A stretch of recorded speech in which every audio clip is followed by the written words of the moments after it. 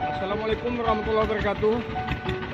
Kita menemukan sebuah bot nelayan yang terkatung-katung di tengah laut lepas di atas pulau, di atas Paro. Ini kapal nelayan yang kita temukan.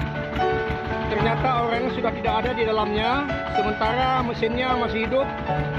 Kemudian kita mendapatkan ada beberapa ekor ikan di atasnya. Kapal dalam keadaan hidup.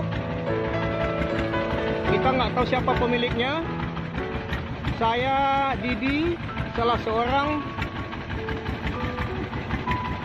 anggota PMI Kota Banda Aceh yang sedang memancing di tengah laut, melihat keadaan kapal terombang ambing, lalu memberanikan diri untuk naik ke atas bot karena bot terus berputar-putar tanpa berhenti.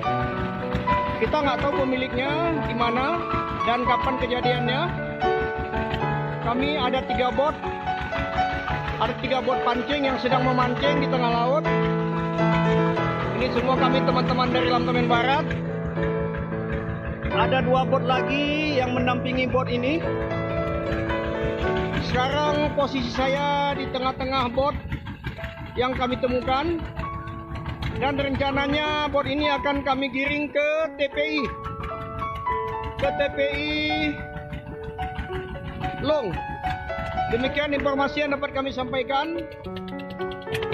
Nah, mesinnya sudah mati. Ini dikarenakan bahan bakar sudah habis. Mudah-mudahan ada pemilik yang bisa melaporkan kejadian ini ke polsek yang terdekat, ataupun ada keluarga yang merasa kehilangan keluarganya.